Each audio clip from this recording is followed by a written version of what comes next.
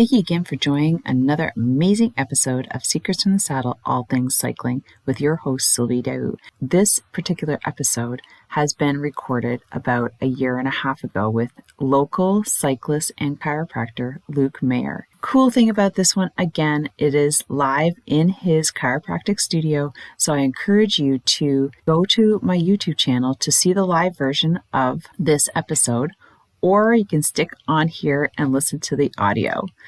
Before you do that, make sure that you subscribe to both my YouTube channel and the podcast so you don't miss any more amazing episodes coming out.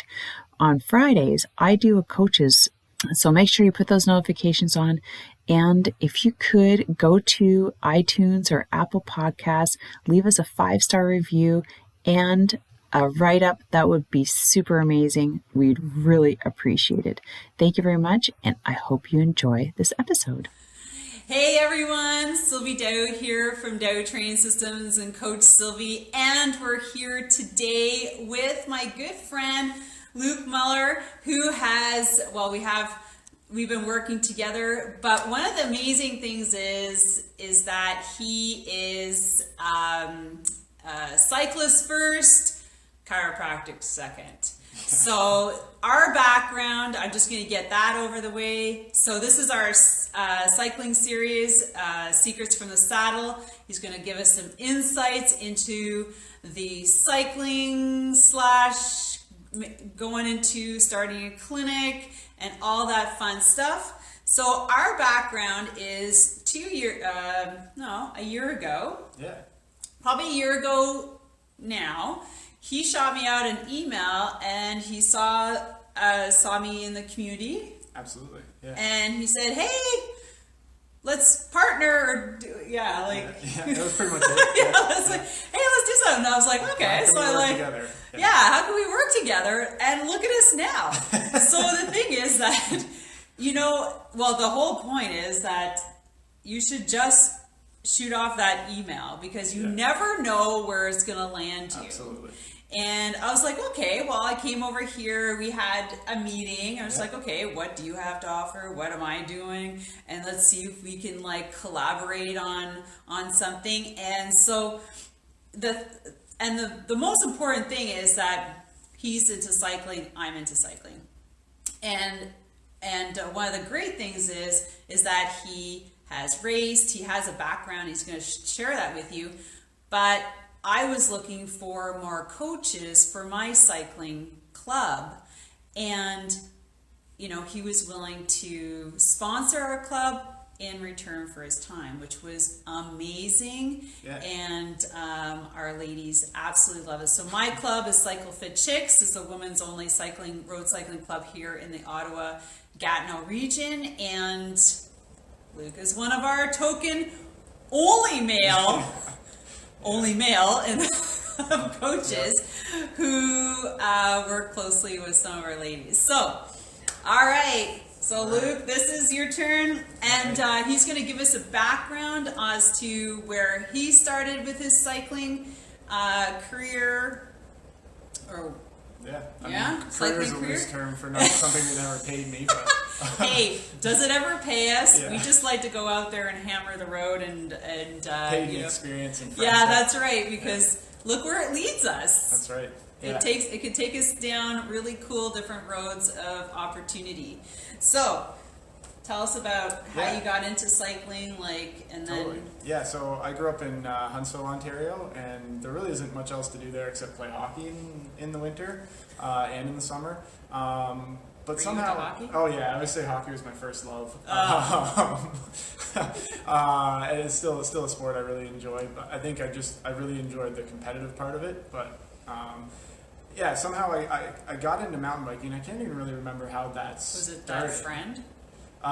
It was a friend. Friend, Not one that connected all of the dots, but a friend on a hockey team who was mountain biking in the summer. His name was Max, and I started riding a little bit, and we went to my first Ontario Cup race together with him and his parents, and I got absolutely destroyed. I came second last and had a really good time, which was the most important part. That is the most important thing. Yeah. If you've ever gotten into road racing, you've probably been destroyed at least one or two times. Absolutely. If you keep coming back, sign. But You you're can cyclist. continue. Yeah, that's right. Yeah. It's for you. You keep coming back to the well. And one thing led to another, and my mom has always been insanely supportive of anything that me and my brother just sink our teeth into. She'll help us figure it out. And so she continued to do that, which was incredible. She brought me to my first group ride at Algonquin Outfitters in Huntsville, and basically she asked, like, hey, can my kid come ride with you guys? And they're like, well, it's not a babysitting service. So, How old were you? I was like 10, 11, something like that. Oh, wow. And so she's like, that's all right, young. I'll come. So she showed up. We did the Tuesday night ride, and she kept getting dropped, and we kept waiting for her. And so halfway through the ride, she showed up. That's nice. And yeah, it's a no drop ride, right? So we waited, and halfway through they had this mutual agreement. They're like, he's okay, you can go home, and she's like, thank you. So Way she to went make home. your point. Yeah, and He's- the babysitting service was me towing them home. Wow, that's awesome. Yeah, so that's kind of how it snowballed. And then Algonquin Outfitters, a guy named Rob Edmonstone, who's still a good friend of mine to this day, got me my first job as a mechanic there, my first sponsorship, because I was mountain biking a lot in high school.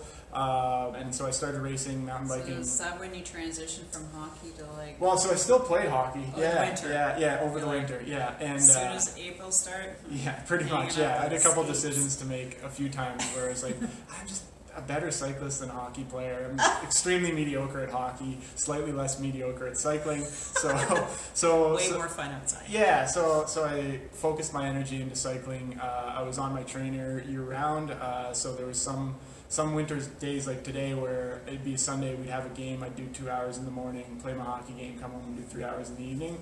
And so yeah, that was lots of fun. Again, my mom being I super hope so. supportive let me keep my bike on my trainer in the living room. Yeah, so that I could connect the dots, and it just kind of really snowballed from there. I came to school at Ottawa U for human kinetics. My cycling coach at the time, Nick Vipon, who's still a very active member of the community. way. Yeah, so fun fact about Nick and I'm his first athlete. he was We all he was need my our first coach. athlete. Yeah, so we connected the dots that way. He was already here doing his master's at Ottawa U in sports psych.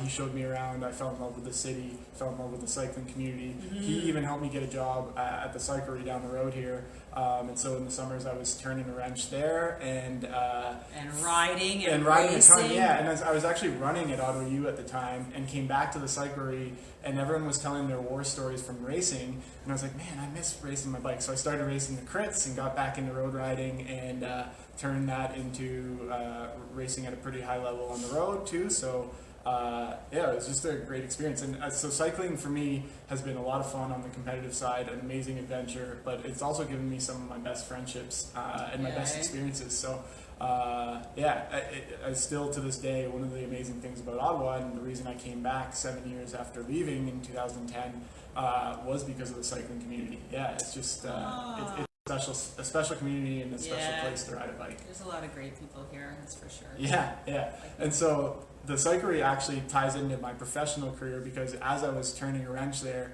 one of the mechanics named Kiwi Mike, he started he started asking me what I was going to do with my life. Everyone's That's favorite the big question. Yeah, when you don't have an answer, and I was like, I don't know, man. When you finish school. Stop bugging me. And he's like, you should shadow my buddy Dwayne. And so Dr. Dwayne Smith, who's still in out of Cairo. town. You shadowed Dwayne. Okay, I know for Dwayne a too. full year. And Dwayne showed me a side of chiropractic that I hadn't seen in Huntsville. It was just kind of the wham bam, thank you ma'am, like lay down, get adjusted, see you later. And Dwayne was doing much more involved treatments, working with athletes, had a great work-life balance, and I was just like, man, this is for me. Yeah. And so thanks, Dwayne. I still try and send him my student loan bills, but he doesn't take them. Nice. Yeah, and so Nice. so that snowballed into my career, I guess, really. So cycling and my chiro side of things have always been intertwined. And part of starting this clinic was to keep that going. You know, we wanted to treat athletic people, and both Garrett and myself, Garrett, who's been here since day one, come from an athletic background, and so it's Yeah. just kind of snowballed that way. That's the communities we're involved with, professionally and for fun. So yeah, so I have to tell you a little story. So in that, when Luke reached out to me and I came over for a meeting, and then I came over again for a second meeting, and at that time I was in some serious pain, and I had my experience with chiros was the wham bam, thank you, a 5-minute adjustment, we'll see you in like 2 days. That was my experience, but I had gone on a month-long trip, and my shoulder, this one, was so messed up I couldn't even carry my purse. So ladies, you know what that means. Like I couldn't carry, even hold anything. I was like, Luke, do you think you would have time to like just do some adjustments on me? Like I'm just dying here. Yeah. And he spent 45 minutes, which I was totally surprised, at least 30. Yeah. And within I came back again. My shoulder, I kid you not, was totally fixed. Yeah. And I brag about it all the time when I introduce Luke. I said, if you got pain, he's going to take care of it. He's not going to create a lifelong, client that's going to come in. And I think that's kind of your right. Get them back on the road kind of thing. Our goal is to empower our patients to take control of their health, and in my opinion, empowerment happens when we give you the tools to take care of yourself. Yeah. So sometimes that means you got to come see us a little more regularly at the beginning, but we're going to give you things that you can, should, and will do outside of this office, and that's going to keep you healthy for the most part. On the road that require help from a friend, aka us. But for the most part, we want to give you the tools that you can apply in your life, because so much of avoiding chronic pain is just doing the right things. I know, and I was saying, like, I know people who live in chronic pain because they either don't want to or they're afraid, and I'm like, I'm not going to be one of these people. Sure. This was serious chronic pain. Like, I was like, it was unbelievable all the time. Sleeping, and it was starting to seriously disrupt that part of my life. Yeah, like people forget what normal feels like, right? Yeah, and I'm like, no way. And I'm glad, and I'm glad that that we met, and I had to leave a fade like, oh, she could just help me out, because my massage therapist wasn't working, and anyways, so I am forever grateful for that. Thank you. And I'm still perfect. I think I should probably have some other adjustments that need to happen, but the shoulder thing, totally gone. Perfect. Totally. Good. All right. So the background now. So when did you start deciding that you want to actually open your own clinic? Because a lot of people go in. So I came out of school, and that's what I did. I associated for a couple different clinics. Honestly, I like, a lot of my colleagues had the goal of starting their own business, and that was never really on my radar. Like, it just kind of happened, I guess is the best way to put it. I ended up in a clinic where it just didn't make sense. Like I was telling you, the only good thing that came out of it was but actually the only other good thing that came out of it was I started my own clinic. We parted ways, and I started my own clinic when I was living in the U.S., but that was just a second. Bottom. How did you get to the U.S.? I get to just the a second. US, we just skipped school. like a... Oh, okay. Yeah. All right, so you were... Okay, Mike was bugging you about what you're going to do about your future. You finished at Ottawa U. Correct. And then? And then I went to chiro school in the U.S. Sorry, then you were with Dwayne. Yeah. But that was part of Ottawa U. That was part of an internship. Okay, that was for the clinic, kinesiology. Correct. Graduated in 2010. 2010 September. He inspired you. Yes. Okay. I went to chiro school, started the 3.5-year process of becoming a chiro. And then after that worked and lived in the U.S. for 4 years, and most of the time there I was working for someone else. I started a small part-time clinic on my own, which was... on the side? Yeah, basically. I disclosed it to my employers, and they were good with it. So, but yeah, that's kind of got my feet wet into the whole running your own clinic thing. But Then I moved back here, and this is a much bigger operation than running a clinic out of your basement. Yeah, but a little that's bit good. of financial investment, I would say. For sure. And part of starting here was Mike Woods and I were chatting about the whole process. When he gets hurt, he becomes a professional rehabber, which is great because then he can see 1,000 different practitioners a week and get himself back into tip-top shape as quick as possible. When we get hurt, we can't become professional rehabbers because we still have work to do, right? Yes. So you can't go to 6 different appointments a day because you still have that 9 to 5. You still have commitments with your kids. You still have all these other things. Mm-hmm. So we wanted to streamline a process where we could take the best things that every kind of ancillary profession does well. So whether it's rehab, adjustments, hands-on work, and kind of combine it into a streamlined process so that you still have your time, but you get better. Yeah, for sure. And so how did you find your partner? Garrett? Yeah. Garrett and I ran together at Ottawa U. Oh, so was he in the kin program too? He was, yeah. And so actually, funnily enough, when we opened the clinic, he showed up with a paper that him and I wrote from 2010, 2009, that for some reason his parents still had. It wasn't even a very good one. Like, we got a solid B on it. But he had it. So yeah, so we ran together at Ottawa U. We took a class together, and that's how we he's like, hey, I hear Luke's in town. I'll come over and say hi. Yeah. So it's been great. It's awesome having other practitioners here. We can bounce ideas off each other, learn from each other. Mm-hmm. Did you start this by yourself at the beginning? Yeah. Well, so Garrett's been here since day one. So kind of, not really. I don't know. Okay. It's a community effort for sure. Yeah. Cool. Nice. Now, I've asked Luke to give some advice because there's always, like in the service industry, like massage, physio, chiro, all those who, have the dream either to work for somebody or break out on their own or break out on their own straight away. Yeah.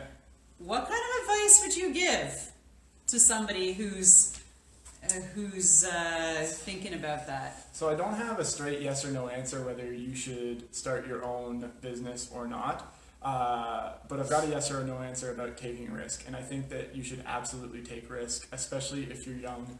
But I don't even think that really matters age so much. But if you don't have, if you're coming straight out of school and you don't have dependents and you don't have anything else except a dream and a goal, take risk. Like, what's the worst that's going to happen? You're going to learn a lot and it's not going to work out. Well, at least you've learned a lot as opposed to having never done it. I hear that often people at the end of their lives regret not taking risk. And so I'd rather live a life where we took risks and took chances and hopefully it works out. So I would say take that chance, whether it's a clinic that you're not that kind of pushes boundaries and it's not yours, or whether it's your own dream and you're pushing boundaries and learning lots. But with a grain of salt, right? So working for someone's great, but it's only great if they're going to mentor you. I would say if you're part of the package. Yeah, right? if you're going to work for someone, find someone that you can learn from, that you can learn with, that you can grow with. If they're not interested in doing any of that, then I'm not too sure what the point is in the service industry. Anyways, the environment wouldn't be a conducive one to. Yeah, it wouldn't be great. So I think, but start with your why. Like, know your why. There's a great book called Simon Sinek, Start with Why. And I think that if you use that as your compass, you will be able to kind of figure out where life should take you. Vince, who runs the Cyclery, we were chatting about something the other day, and he was mentioning that if you build a mission statement and use that as a compass, especially in business or running a club or something like that, then you know whether you should take that chance or you should take that opportunity or which direction to lead your business in. So I thought that was great advice. That is great advice. And he's done it for a couple decades now. Yeah. So he knows what he's talking about. So again, and I don't think mentors necessarily have to come in the form of a boss. I think that you can find people around you that have done something successfully, and there's always something to learn from them. So I think you just have to be willing to listen. Yeah. Oh my God, being coachable too. Yeah. Like, seriously.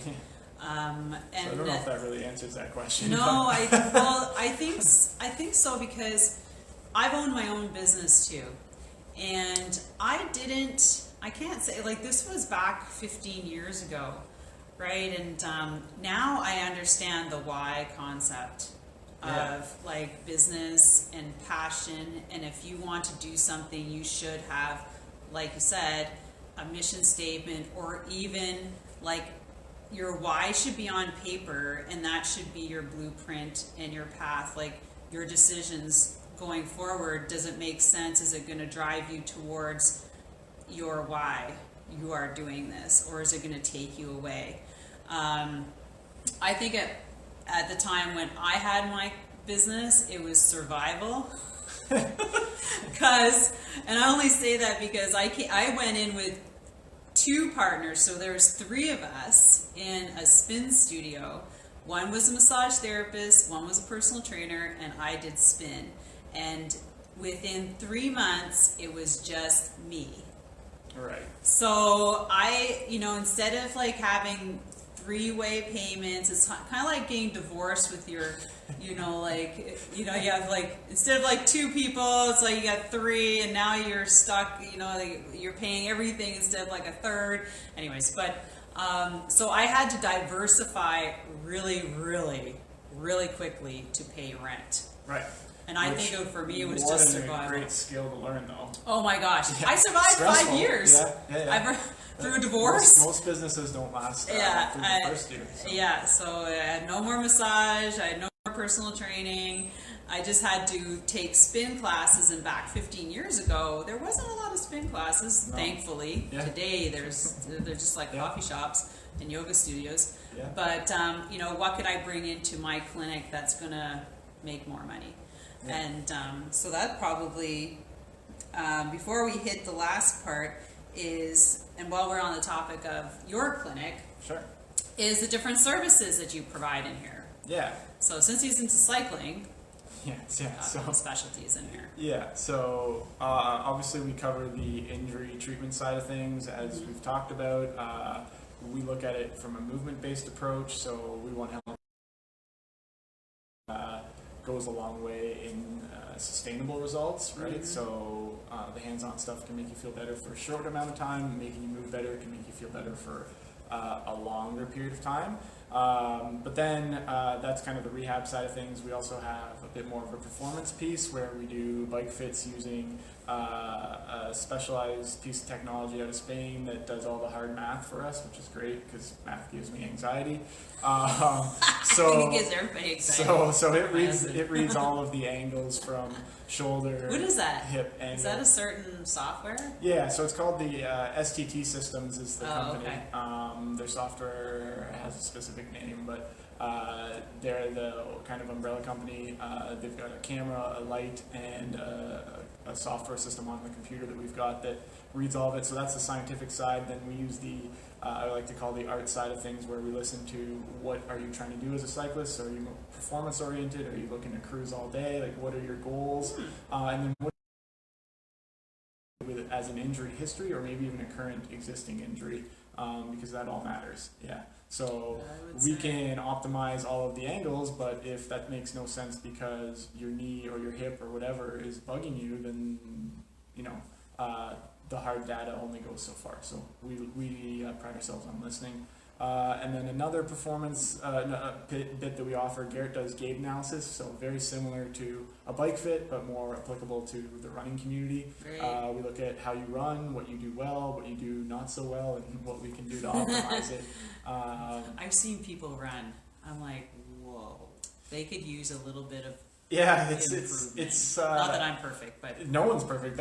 It's so interesting because it's one of those things that we basically learn innately, right? Like pretty much everybody learns how to run as a kid, but if you go on the canal on a sunny June afternoon, you're going to see 1,000 runners and 999 different ways to do it.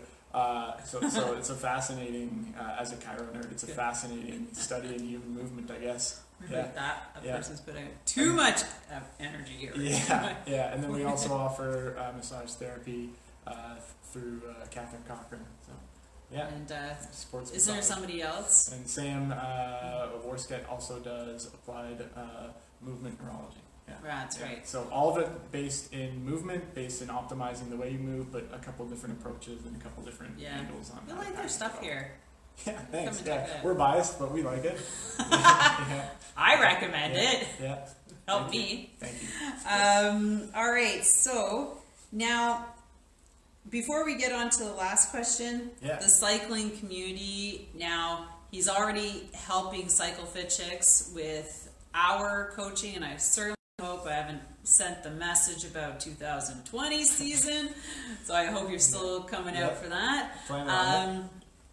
And but you've been working with other teen or like youth development programs. Yeah, that's fun. So first of all, Cycle Fit Chicks, what an amazing job you've done. Yeah, Oh, thanks. I think it's such an important club in this community because of the way it helps women learn to become more proficient, comfortable, and they just have more fun with cycling. Right? Like, what's the point in doing this sport if it's not?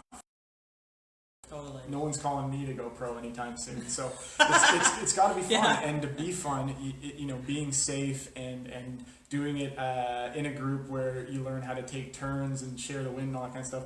That's just, it's so important. So I think what you're doing for women in Ottawa is huge, and I'm honored to be a part of it. It's a lot of fun. Yeah. I think I get more out of it on Mondays than they get out of me, which maybe I need to help trade off. But yeah, we can just give you full run of the. It's really fun. Like I just enjoy being there. And to that end, like I'm at the point in my cycling kind of journey, I guess, where I want to continue to give back. Like I said, cycling gave me a lot of my friends and a lot of my experiences. So if we can pass that to the next crop of kids come along, then I think I'll have done my job. So I've been lucky enough. One of my good friends is Sean Clark, and he was working with OBC for a few years. And on the wall behind us, we've got the teams that we took to Abitibi up in Quebec. So I was up there as the wrench / body mechanic. Hey, I want one of those. Jack of all trades. Yeah, we need to get some serious competition in the club to bring our own. Yeah. Gyro on. So we're planning on going back this year as well for year 4. It's just a fun race. It's an international crop of kids that come up there. So our local kids get to experience what it's like to race against the best 17, 18-year-olds in the world, basically. And we just have a lot of fun up there. And then involved a little bit with the Ride with Rendell development team, which is another cool mountain bike team in town that's really pushing some kids along. They had 2 kids go to Worlds last year from Ottawa, which not enough people know about, and not enough people... Really? Yeah, so it's their first... This will be their second year. First year, they sent 2 kids to Worlds. They had probably... sorry, Rob and Glenn, I don't know the numbers off my top of my head, but like 8 to 10 kids in their program. That's a big number for a first year. Learning, getting faster. That's all the kids of the riders, no doubt. Yeah, there's a few. Although the children coming up through the ranks. They're just really fast, skilled kids, and more importantly, they're really good humans. So I think that matters. I was lucky enough to go ride with them at a camp in the Catskills in the spring, and they just kind of pulled me around. I know. Well, the nice thing is that they have great. It's nice to have great support when I haven't experienced bringing a youth group, but when I was managing the women's masters team, it's so fun to have a group supporting, and I can't imagine being with the kids. It's a different kind of support, obviously. Yeah. As adults, we can take care of ourselves, but kids need a little bit more help, I'm sure. And having a good group of adults who are very experienced is going to help a lot. Absolutely. Yeah. So we're looking to build on that. There's also an interesting kind of, I don't know if gap's the right word, but gap in the development pathway. There's a lot of kids that aren't really kids. They're like young adults at this point. They're in their young 20s, but they've missed the junior pathway. And so they're new to cycling. They've been riding for a year or 2, and they've decided they want to race, right? So they've gotten really fit, they've trained, but they have 0 race experience. and there's a little bit of the blind leading the blind, where it'll be like, a friend of theirs has raced 3 times, so what should I do? And he's got an idea, or she's got an idea, but not a great idea. So we're working on some strategies to help those people get better and transition to higher level teams, like the Ride with Rendell Elite team on the men's side, or the Cycle Women's team on the women's side. But first they've got to acquire some race skills, because it doesn't mean a whole lot how many watts you can put out if it's irrelevant. Well, it becomes irrelevant in a race if it does, because you're actually more dangerous than anything. Yeah, pretty much. You're just a fit hazard. Yeah, that's right. You're awesome. You're fast, but like you're gonna take everybody out. Yeah. And I know that there's not just that's an interesting gap that you're talking about, because the other one is where 13 to 15 is probably another one where there's there's youth clubs that only take kids up to that age, and then they have to find something else afterwards, and that's where they're lost too. And that's where I'm looking at a project to fill that gap. Oh, cool. But and to what Luc was saying, I've heard this before, is that you could be a drop dead fast athlete, but if you have no skills, it's kind of it's like you got no skills. Like, it doesn't matter how fast you are. Cycling's pretty sense, because it's important to be in shape, but often the strongest athlete isn't the one that wins, right? Right. It's the smart ones. Yeah. And skills go a long way, and to acquire those skills, you need a good coach. Yep. And you need race experience. But the thing is getting that experience. Totally. And how can we accelerate it, right? Because you can show up in race and mess it up and learn. But it's easier to learn when someone's telling you, hey, we saw you do this, that was okay, but try this next time. And then instead of figuring that 5 races down the line, you figured it out 1 race down the line. Are they doing summer camps for those guys to kind of ride together and get... Yeah, so we're working on, through the Tuesday Night Crit series and that kind of stuff. Okay, nothing earlier than that. Getting some coaching going. Not yet, because that would require having to travel somewhere. So all these guys. Exactly. Send the girls to me. I'm going to Virginia at the end of March. Yeah. It's not going to be, it probably wouldn't be a good experience, because not that's it. But if you're gonna, it's not a training race camp. Right. You're just gonna totally different. We're just gonna do miles. You need to really be surrounded by other racers to give you the cues and practice certain things. We're not going to be doing that. Yeah, so, But I mean, that's a good lesson for anyone. Whoever they is, say that you are the sum of the 5 people you spend the most time with. So associating with people that push you to be better and hold you to a high standard is pretty important, whether it's cycling, life, business, friendship. For sure. Your dog. Your dog. Aww. If you could see Rue. There's the clinic dog. Yeah. So you have to like dogs. Employee of the month, 26 months in a row. Okay, so the last bit is... what's in store for the future for you? It could be about the clinic. It could be about some cool projects that are coming down the pipe, because I love projects. Projects, for sure. Especially if they're cycling related. But what do you see, when you're sitting here and, slow, what are you working on too?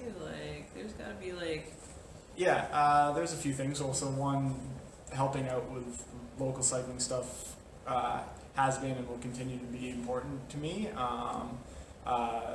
The projects we just talked about will continue to push and iron out and define more, because that was a pretty vague, loose description so far. But which one, in here? No, or just the Rendell stuff? Well, the Rendell stuff is set in stone. That stuff's established. Mountain bike program's really good, but more so the kids that are just past junior but don't have a home. Right. Yeah, so we're still working on finding that home and creating that pathway and creating the resources. That's mostly through Sean Clark, and then some help with other coaches and mentors in the area. For the clinic, we're looking to continue to grow in terms of patient base and reach.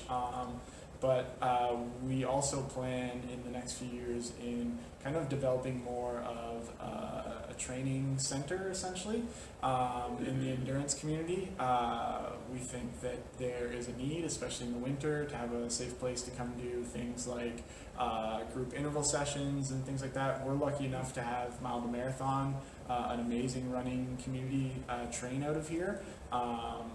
So we'd like to have a better kind of clubhouse for them, and then have a place to do some indoor training, cycling sessions, specific to cycling, because the spin culture is great, but it doesn't necessarily translate super well into road fitness or mountain bike fitness. So something a little more tailored to that in terms of interval workouts you can come do with buddies, and then have the similar thing on the running side of things. So that would be a bigger kind of training center. That's the goal. That's So here's the a pie in the question. sky goal that we're going to work back to. That's cool. I Yeah. like that, because maybe I'll just share with you, not on this podcast, but off the air. That's some clickbait right there. Yeah. It's always nice to know what other people are doing, because, maybe just based on what I'm doing, that there's some collaboration that could happen. So my question is, when you're talking about intervals, is this free and clear of Zwift? Is this going to be like on your bike? Correct. Like, really? Zwift is a really cool training tool, and it makes winter training a lot more tolerable, doable, makes you faster for the spring. And they do a pretty good job of community, because you can talk to other people all around the world, but it's still not the same as doing a hard workout and high-fiving your buddy, being in the same room, chatting about the experience, and living that experience together, right? Like, there's a reason, just like anyone can buy Zwift and go home and train, anyone can buy enough gym equipment to create a home gym, and as long as you have the room, you can do it, right? But there's a reason gyms still exist, and it's for that community feel, that kind Get out of your house. Yeah, get out of your house, go have a workout with friends, or not even with friends, but around other people that motivate you. So that would be the goal. I think community is huge. It's a big driver for me, and I think that shared experiences is what makes sport something that we like to do together. Yeah. Well, then you should know that I'm doing something like that Okay. at Decathlon. Yeah, no, that's right. Once, it's Sunday mornings, but you have to work around the schedule, so that's... Absolutely. But, yeah. Well, cyclists love to joke that Sunday mornings is when they go to church, right? But our church is on our bike, and we just That's right. Yeah. That's right. So, cool. Do you have anything... We're I don't even know how long it's gone for. Now, do you have anything that you want? Words of wisdom. Words of wisdom. I don't know if I've got much of that. I don't know. I guess there's always a couple themes that seem to come up on a monthly or quarterly basis. And one of the big ones that has come up a lot lately, I think, is failure, and people are always afraid to fail, right? But I see it with one of my patients in particular who comes to mind, who comes to the Mile to Marathon stuff. He's one of the slower people there, but he comes there and he pushes himself because he's around people that are faster than him, and he's not afraid to be that slowest person there. And slowly but surely, he's becoming not the slowest person there, right? So really cool. I think that we're too afraid to fail, and I think that that's where you just learn so much, and so we just need to do a better job teaching people and teaching ourselves that failure is okay. Yeah. You learn a lot from failure. Yeah. Seriously, you should never be afraid of it. Yeah. But what are we taught, right? Like you get an F in school and you get wrapped on the knuckles because you failed. Yeah. Or you work really hard not to fail, right? Like you want to just prove everybody right. Yeah. My thing is failure of success. Yeah, you just keep failing forward. I'm afraid of being successful. But that's another true failure. Sure. True, it's not a fear. Fear, yeah. True fear. Yeah. So. Yeah. Well. I don't know. Yeah, that's the top one on my head. Don't be afraid to fail. Push yourself. Take a risk. Yeah. Come See where you end up. All fixed up. Yeah. Fixed up. All right, we're gonna do a little quick, just a little tour of the clinic, and then we're going to wrap it up. But I want to thank you so much for sitting here and through this interview, and I hope you guys, grab some good nuggets from what we're talking about. And if you're here he's actually in the Glebe, so 4th Avenue. Yep. 4th and Bank. Yeah. Just look down the street, you'll see his sign. We like to joke that we're the balance, right? The wine bar is on the one end, the yoga studio is on the other end, and we're the balance in the middle. I like that. Yeah. Is the wine bar nice? Yeah. And all yoga. And then you got the Wild Oat down the street, Correct. which is very dangerous. Best croissants in Ottawa. I'll hold them up food against too. any I know that owner as well. Yeah. So thanks a lot, guys. So it's Luc Mahler of the Movement Company, and I put the link above if you want to check out his website. And don't forget to subscribe for the next one, for our weekly cycling interview series, Secrets from the Saddle. Thanks a lot. So we'll just do a quick pan. We'll say hi to Rue, the dog. All right, you guys ready? Okay, so this is at the end. Okay, don't blink, you guys. There's the dog. Rue.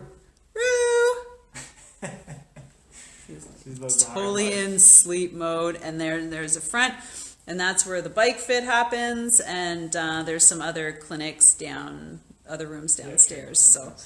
So thank you very much for joining us today. I hope you have an amazing week, and don't forget to share, and we'll see you next week. Bye.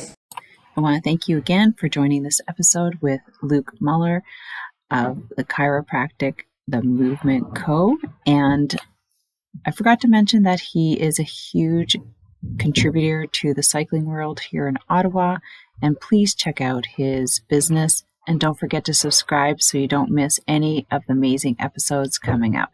Take care and have an amazing day.